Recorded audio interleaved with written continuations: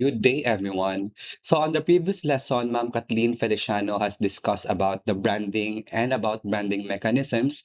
So, just a quick recap of what was discussed during the previous lesson. Branding is the process of creating a name, symbol, or design that identifies and differentiates a product from other products. While brand elements are trademark devices that identify and differentiate the brand from its competitors. Whilst a brand name is a trading name given by the manufacturer or organization to a particular product or service. So we have different types of brand name, which are descriptive, evocative, invented, lexical, acronym, geographical, and then founder. While for the brand elements, we have five, which are name, logo, symbol, character, and slogan.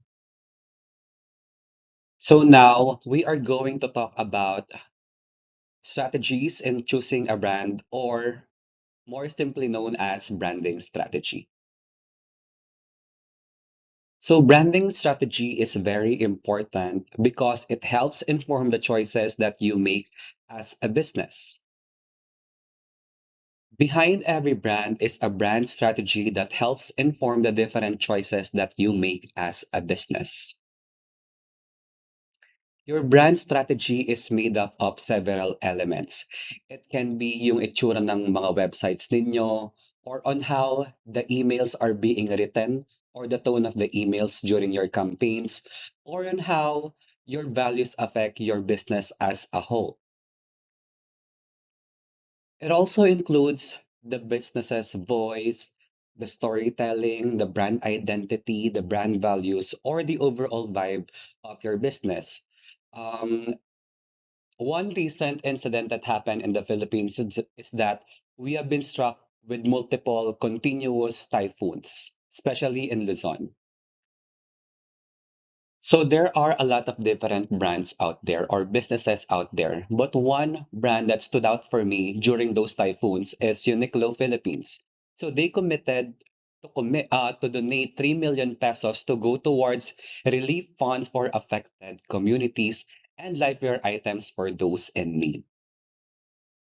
So that's an example of a brand value or a branding strategy that Uniqlo has. It's not just for money, it is also for corporate social responsibility towards the victims of the typhoon in the Philippines. Our learning objectives for today is number one, identify the criteria for choosing a brand name, and number two, understand the different branding strategies that can be used for the proposed business. So, a brand strategy is a formal plan used by a business to create a particular image of itself in the minds of current and potential customers. It is like a roadmap for your business. It guides you every step of the way, and it's something that all businesses should have, regardless of size or industry. In essence, creating a brand strategy should clearly articulate kung ano ba yung ginagawa ng business mo, or what is the purpose of the business for, and paano mo ginagawa, or how do you do it and why do you do it, and then who do you do it for, or who are your target market. And by having a well-crafted brand strategy in place, organizations or businesses can ensure that they remain competitive in the marketplace while also staying true to their core values. Now, let's proceed to the different types of branding strategies. And the first one is umbrella branding. So, umbrella branding is a strategy that involves naming related products under the same brand name of the business. So based from the example, you can see that there is an iPhone and there is a MacBook. So basically, these products are all from Apple. So Apple brand has iPad, iPhone, MacBook, Mac Air, and Apple Watch, and so on and so forth. So one of the advantages of using umbrella branding is that you can build a strong brand identity, meaning that all your products has the same identification, which in return will give you a consistent brand identification across all of your product lines. And second is you can save on marketing because Investing in a single promotion for the whole brand as a whole, instead of designing a separate branding for each product line, would be costly. So you can save on marketing when you use umbrella branding. Also, one advantage that umbrella branding has is that it creates a seamless customer experience. Let's again take the example of Apple. Since if you are an Apple product user, 'di ba merong mga advantages kapag yung pag-transfer natin ng files is through iPhone and MacBook. 'Di ba parang mas mabilis siya kapag iOS devices siya? Unlike kapag yung products mo hindi magkakatulad. For example, you are transferring files from an iPhone to an Android device. 'Di ba medyo matagal siya? Kailangan mo pa ng mga cloud applications or kailangan mo pa ng mga external drives. Unlike kapag puro iOS devices yung products mo. Napaka-seamless at napakadali ng pag-transfer ng mga files kasi nga they are just in the same brand. Now let's proceed to the next one, which is individual branding. So this is a strategy in which a product is given a brand name that is newly created and is not connected to the names of existing brands offered by the business. An example that we have in the PowerPoint is Coca-Cola. So as you can see, it shows Coca-Cola subsidiary products like Royal, Sprite, Wilkins, and then Minute Maid. So ang difference ng umbrella branding versus individual branding, sa umbrella branding, iPhone, iPad, iTouch, MacBook Air, or all Apple products are just connected to a single brand name. While in individual branding, just like from the name itself, it is individualized, meaning yung mga subsidiary products ng Coca-Cola, like the ones that are shown in the picture, have different brand names, meaning they have unique identities and they do not stick with their other brand names or brandings. So one advantage of using individual branding is that you are creating a clear branding strategy. You are considering each brand as having its own personality traits, beliefs, and strengths. So third is attitude branding. This is a strategy where a business chooses to represent a feeling that does not have a direct connection to the product. This strategy connects with customers' emotions, encouraging them to buy and purchase the products and or services. So, just like what was presented in the PowerPoint, our example is Nike's Just Do It. So, Nike is an example of a company that uses attitude branding to promote a lifestyle that customers can have with their products. So Nike is famous for their tagline or on their slogan, which is just do it. So this slogan itself promotes a lifestyle, not just their shoes or their clothing. Also, if you guys can notice, Nike actually uses strong athletes, diba? They have athletic endorsements in order to build and support its unique and strong brand strategy. And also, Nike uses their social media applications very well. Well, in fact, Nike posts content with powerful slogans and stories on social media to help consumers with their shopping needs. And lastly, Nike provides free workout programs and training resources through its Nike Training Club and Nike Run Club apps. So all in all, Nike is doing all of these in an effort to improve their attitude branding, which is promoting a healthy lifestyle, promoting something that customers can also copy and also inculcate within their daily lives. Next is no brand branding. So this is a strategy that features a product that is simple and generic in design. This also means spending little on the advertisement.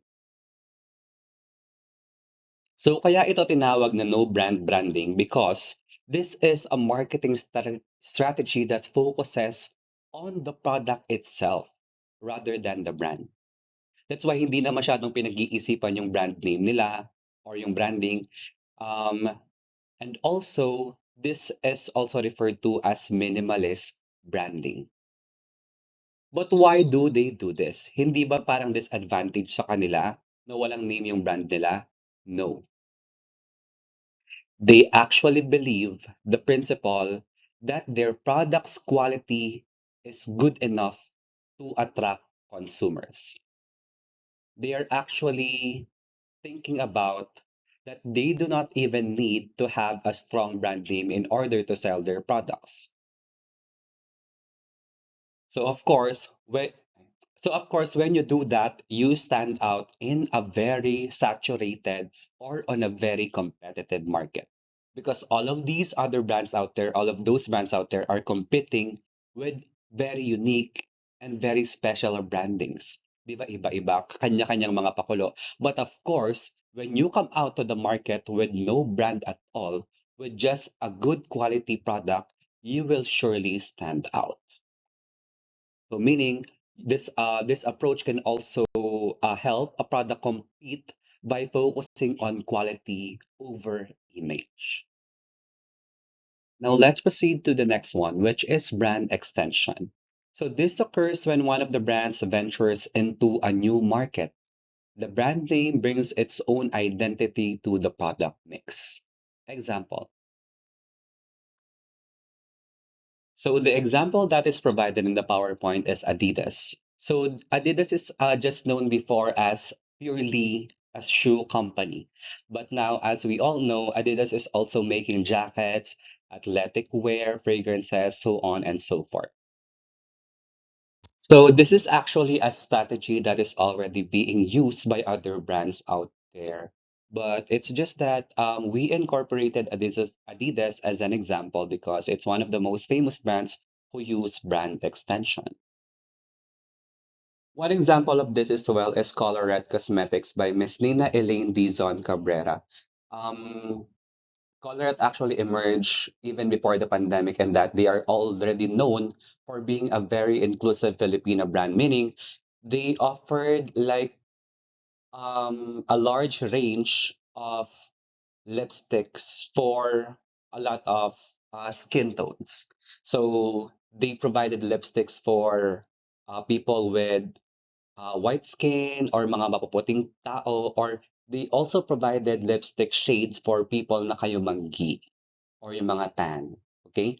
So lately, just after or during the pandemic, their brand is not just a lipstick company anymore. They also ventured out with hair products or hair coloring products, and they also invented or extended their brand to every body. It has a space, every and then body. So everybody actually sells swimsuits up to triple XL, and that's also a brand associated with Colorette Cosmetics.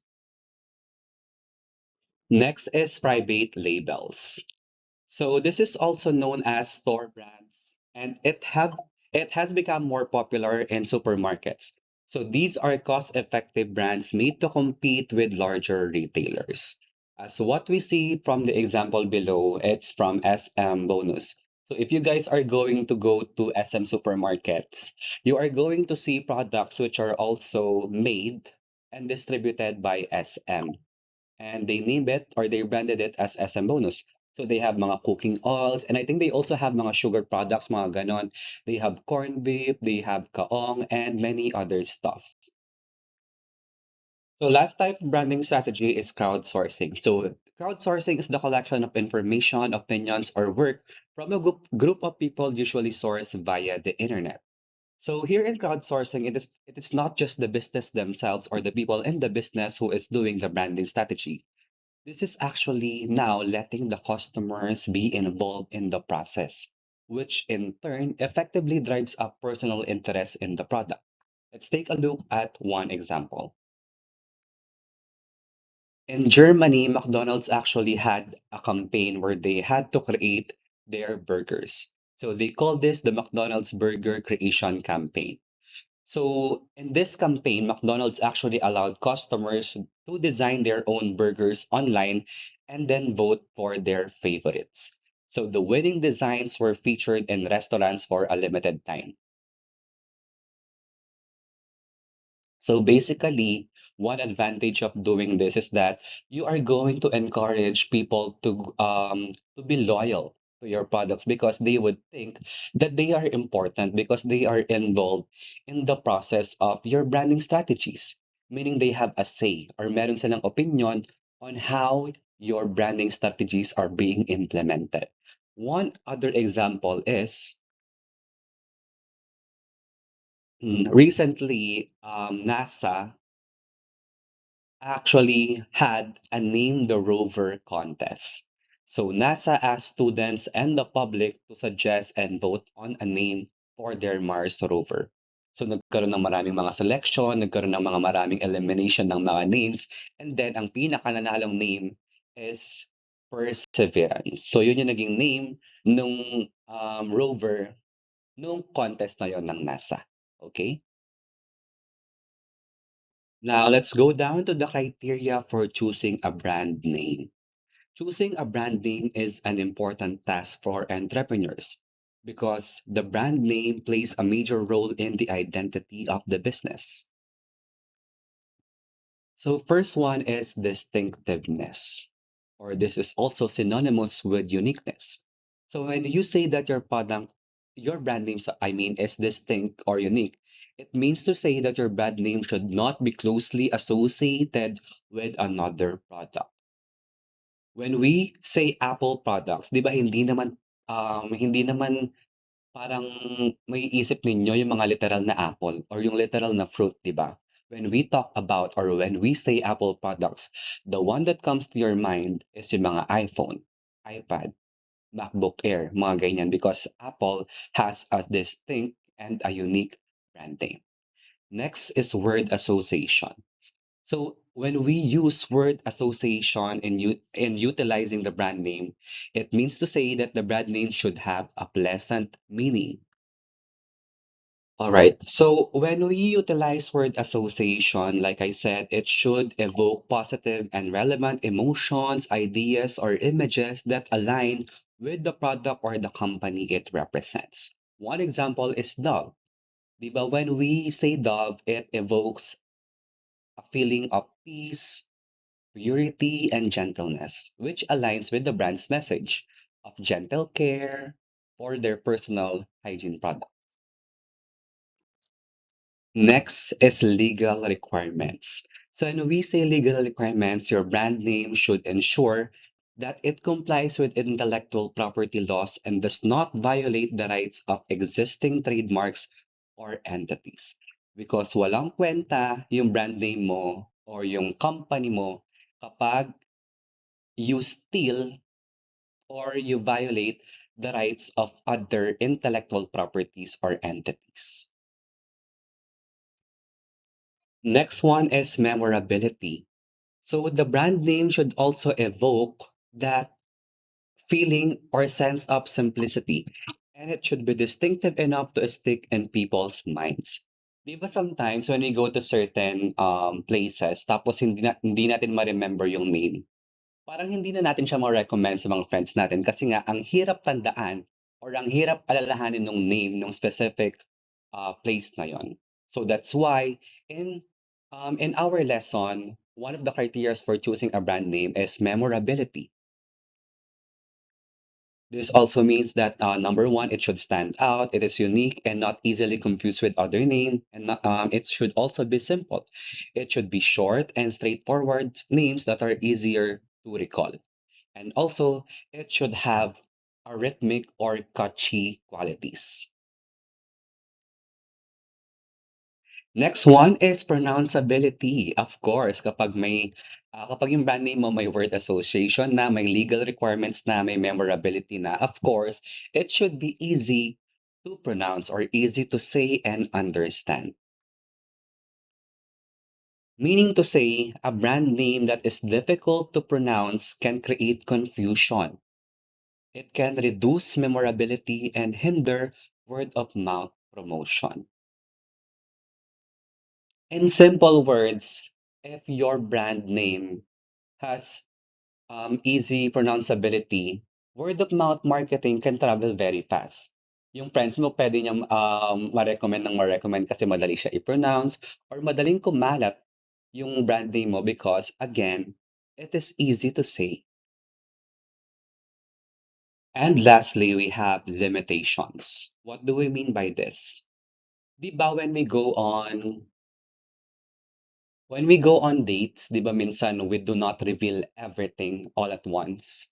We sometimes tend to become a little mysterious or a little parang we hide some things about us in order to reveal yung mga bigger personalities natin or yung mga hidden personalities natin at a latter part. Meaning to say, a brand name should also has limitations. So when a brand name has limitations, this ensures that this brand allows future growth. Meaning to say, this brand will also expand into new markets, new products, or even new services. One example is Amazon. So the name Amazon suggests vastness and diversity. Viva Amazon is just based from the Amazon River, the biggest river in the planet.